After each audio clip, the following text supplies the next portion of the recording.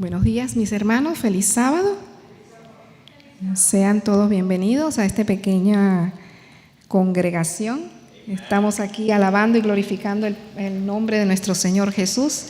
Y vamos a estar en oración silenciosa por cada una de las personas que les toca exponer la palabra en este día. Vamos entonces a comenzar, hermanos, con un tema bien interesante. Acabamos de leer un versículo muy hermoso y nosotros a veces damos por sentado que las cosas suceden porque tienen que suceder, y es que no, el Señor está obrando, hermanos. Vamos a tener una lectura muy interesante. En el capítulo 8 del Ministerio de Curación dice la religión y la mente. Dice, el amor de Cristo infunde en todo nuestro ser un poder vivificante. ¿Cómo es la cosa? El amor de Cristo infunde en todo nuestro ser un poder vivificante. O sea que el Señor da vida, ¿verdad? Da salud a cada uno de los órganos vitales del cerebro, el corazón y los nervios. Por su medio, las energías más potentes de nuestro ser despiertan y entran en actividad. Libra al alma de culpa y tristeza, de la ansiedad y angustia que agotan las fuerzas de la vida. Con él vienen la serenidad y la calma. Implanta en el alma un gozo que nada en la tierra puede destruir, el gozo que hay en el Espíritu Santo, un gozo que da salud y vida. Ministerio de Curación, página 78. Nosotros vemos aquí, hermanos, que el Señor es ¿qué? Es vida. Y asimismo Él da paz y serenidad. En tiempos de crisis, como nosotros estamos empezando a ver, ¿qué debiera nosotros movernos? ¿El miedo, la angustia, la ansiedad?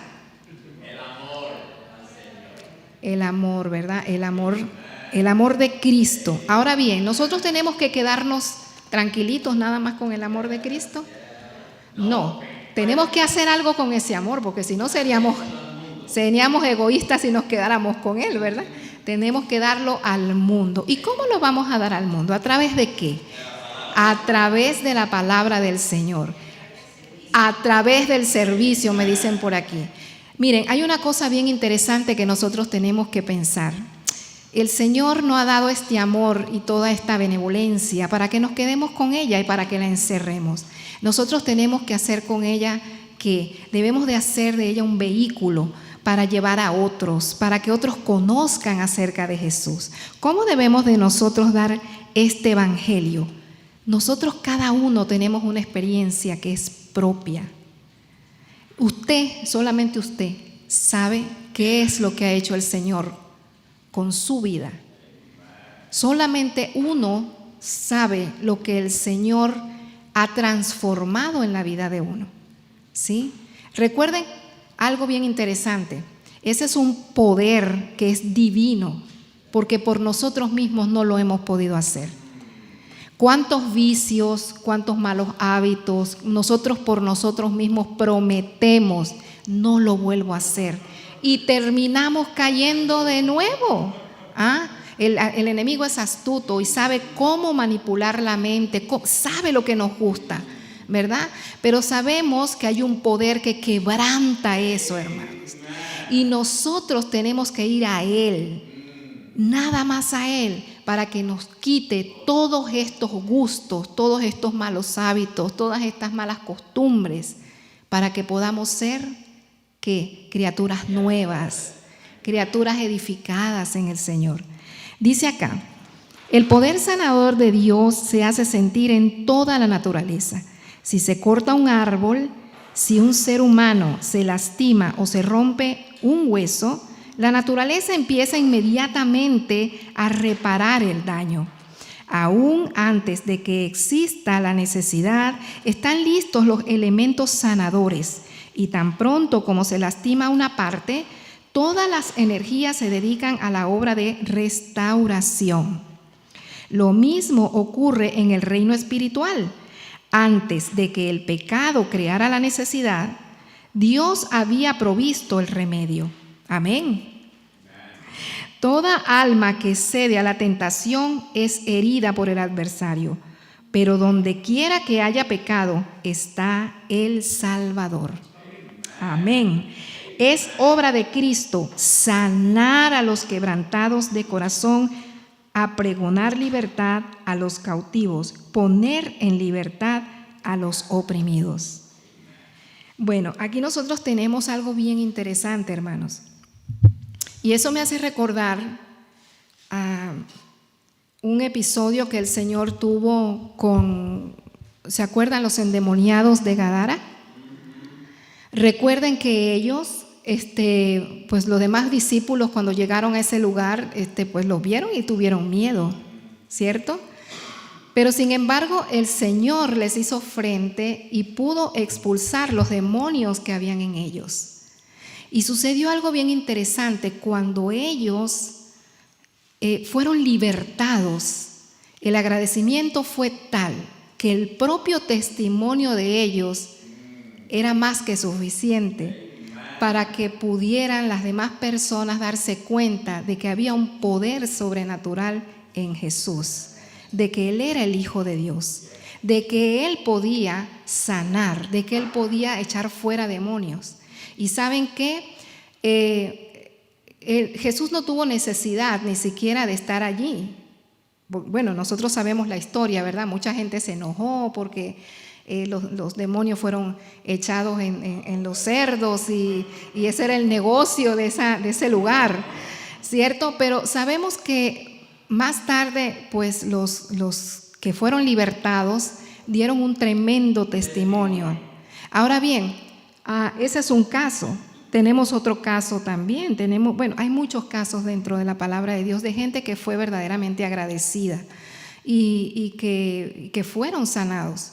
Ahora, cuando nosotros experimentamos esa sanación, que la podemos ver, y les voy a poner un ejemplo, cuando nosotros nos toca tratar a alguna persona con remedios naturales y la persona logra ser curada, se logra curar, pero no por los remedios en sí, sino porque la persona tiene la convicción de que ese medio que el Señor está usando lo va a sanar. De eso se trata la fe. Miren, a veces nosotros, y se los digo porque nosotros venimos de lugares y hemos escuchado testimonios de mucha gente que estudian y pasan la vida estudiando sobre cómo atender enfermos, sobre cómo… Eso no está mal, pero a veces eso distrae del verdadero propósito. El conocimiento no es el que da en su totalidad, no es el que da la sanación. La sanación la da la fe en el Señor. Si usted dice, bueno, voy a tener fe en que todos estos remedios me van a hacer bien, en que todas estas cosas me van a sanar. Hermanos, el Señor obra, el Señor obra. A veces en algunos cuesta un poquito más, ¿sí? Porque a veces la naturaleza de nuestro ser, a veces nuestro cuerpo está muy debilitado y se requiere de un tiempo para que este cuerpo vuelva otra vez a funcionar bien, ¿ok? Es deber nuestro investigar y hacernos expertos en las cosas que tenemos para que nos podamos ayudar, para que podamos ayudar a este cuerpo a que sane. Muy bien. Hay algo que está sucediendo actualmente en nuestro medio y a veces es un poco triste, hermanos, porque estas verdades no deberían quedarse aquí, deberían ser compartidas. Y a veces por los afanes que nosotros tenemos en nuestra vida, estamos quizá dejando a un lado a aquellas personas que necesitan de nuestra ayuda. Y nosotros tenemos que meditar mucho en eso. Mire, a veces un vecino, a veces cuando estamos echando gasolina, a veces hay conversaciones allí que uno puede aprovechar. Y la salud es un tema muy abarcante, hermanos. Y por eso es que el Señor nos insta a que nosotros nos instruyamos para que podamos ayudar a otros. Ese es un medio para que nosotros podamos dar el evangelio. Mire, todas personas que tienen conocimiento de la salud se convierten en un médico misionero. No necesitamos muchas veces, a veces, claro, es que se ha hecho como una cosa, ¿cómo les digo? Como algo de prestigio, ¿no? Que hay que estudiar y en aquel lugar o tal lugar. Mire, usted por su cuenta lo puede hacer.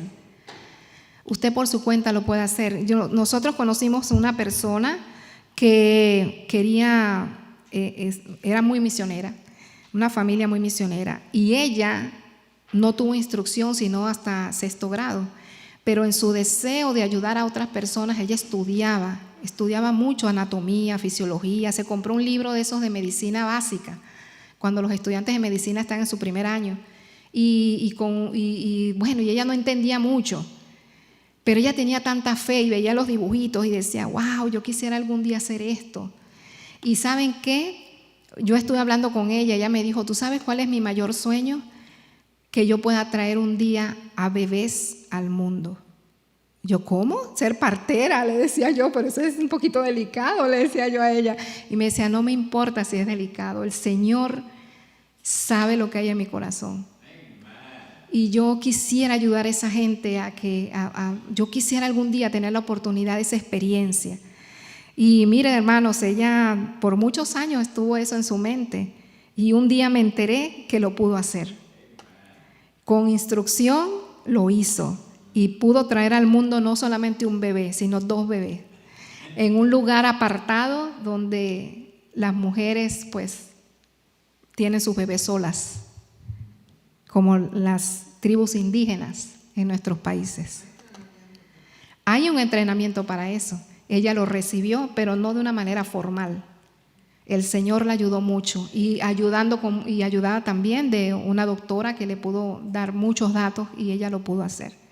Así que no hubo ninguna complicación, gracias al Señor, y ella por fe pues lo hizo. No estoy diciendo que todos lo vayamos a hacer, ese es un deseo que ella tenía y no estoy alentando a que nadie se prepare, todo lo contrario, hay que prepararse para esas cosas, pero a veces nosotros nos limitamos a que, bueno, si no voy a una universidad o a un instituto, pues no lo voy a hacer. Miren, el médico cristiano como misionero, dice acá, aquellos que dejan que Cristo more en sus corazones amarán a las almas por las cuales Él murió. De eso se trata, hermanos. Los que en verdad le aman tendrán un fervoroso anhelo de permitir que ese amor llegue a ser aceptado y comprendido entre los demás. Me entristece ver que tan pocos tienen interés de ayudar a los que viven en la oscuridad, que ningún creyente verdadero se conforme con vivir ociosamente en la viña del Maestro. Todo poder le fue dado a Cristo en el cielo y en la tierra, y Él impartirá su poder a sus seguidores para realizar la magna tarea de hacer que los hombres se alleguen a Él. Él anima constantemente a sus instrumentos humanos para que realicen la obra del cielo en todo el mundo y les promete estar con ellos todos los días hasta el fin del mundo. Las inteligencias celestiales, que son millones de millones, según Apocalipsis 5:11, son enviadas como mensajeros para que se unan con las fuerzas humanas en la salvación de las almas. ¿Por qué la fe en las grandes verdades que predicamos no enciende un propósito fervoroso en el altar de nuestros corazones? ¿Por qué, me pregunto, en vista de la grandeza de estas verdades, no todos los que profesan creen en ellas, se sienten inspirados con un celo misionero, un celo que debe caracterizar a todos los obreros de Dios? Oye, hermano, preguntas que solamente nosotros nos debemos contestar. En el siguiente párrafo dice, se necesita hacer el trabajo de Cristo, que las personas que creen en la verdad se consagren al servicio de Dios. Deberían haber cientos de feligreses empeñados en la obra misionera, allí donde ahora hay unos pocos solamente, ¿Quién comprenderá la importancia y la grandeza divina de la invitación? ¿Quién se negará a sí mismo? Cuando el Salvador llame a los obreros, ¿quién dirá, heme aquí, envíame a mí? Muchos tenemos miedo de ir a lugares porque, bueno, no estoy preparado. O porque, bueno, es que no hay aire acondicionado, es que hay mucho zancudo. Bueno, es que tengo que meter los pies en el barro, pues y eso, no hay carro ahí. O es que allí no conozco a nadie. ¿Qué voy a hacer yo ahí? Ay, hermano. Se necesitan obreros tanto en este país como el extranjero. En nuestro vecindario hay una obra que realizar que muchos descuidan extrañamente. Todos los que han gustado la buena palabra de Dios y las virtudes del siglo venidero tienen un trabajo que hacer en sus propios hogares y entre sus vecinos. Pero esta es una cosa tremenda con los vecinos. A veces nos peleamos con el vecino. ¿Cómo vamos a compartirle la verdad si el vecino, no, pero es que el vecino me puso la basura aquí? El vecino sí es pasado. Ay, hermanos, nosotros tenemos un gran trabajo que hacer y tenemos que empezar por nosotros mismos. Y nuestros hijos ven esa actitud y ellos repiten lo que ven. Entonces, si yo vengo hablando del vecino, ¿qué va a hacer el hijo? Pues va a hablar el doble. Y entonces, ¿qué vamos? Mira, vamos a partirle vamos a darle unos folleticos al vecino. No, ese vecino no, porque es un pasado ese vecino. Ay, hermanito, nosotros tenemos que hacer un gran trabajo, hermanos, y el Señor nos insta a que tengamos primeramente el amor, ¿verdad? Dice acá,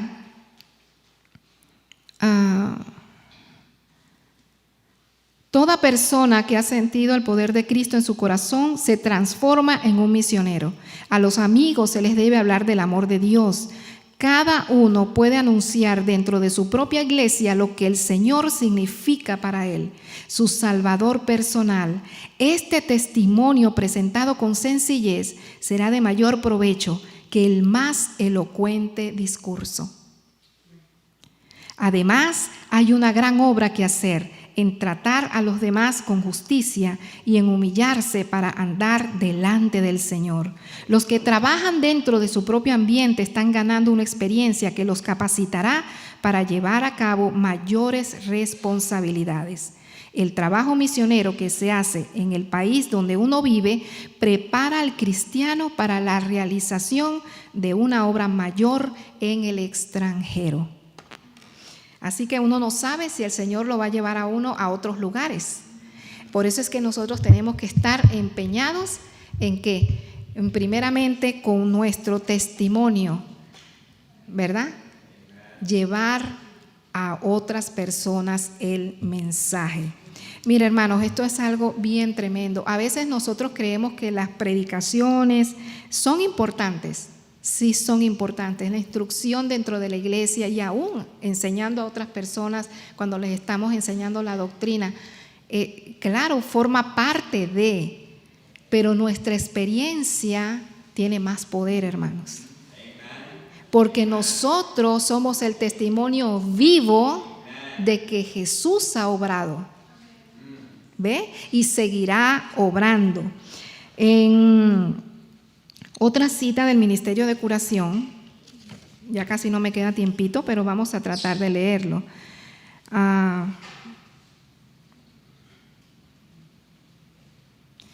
Dice una cita cortita. Los 12 endemoniados curados fueron los primeros misioneros a quienes Cristo envió a predicar el Evangelio en la región de Decápolis. Esos hombres habían tenido oportunidad de oír las enseñanzas de Cristo durante unos momentos solamente. ¿Cuánto? ¿Y cuántos años tenemos nosotros en la iglesia?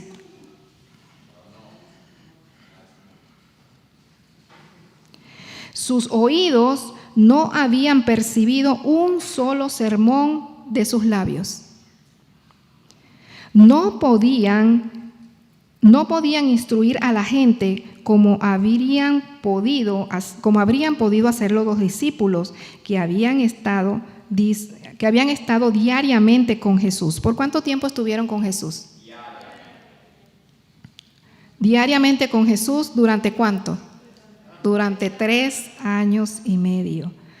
Pero podían contar, aquí está la cosa, pero podían contar lo que sabían, lo que ellos mismos habían visto, oído y experimentado del poder del Salvador.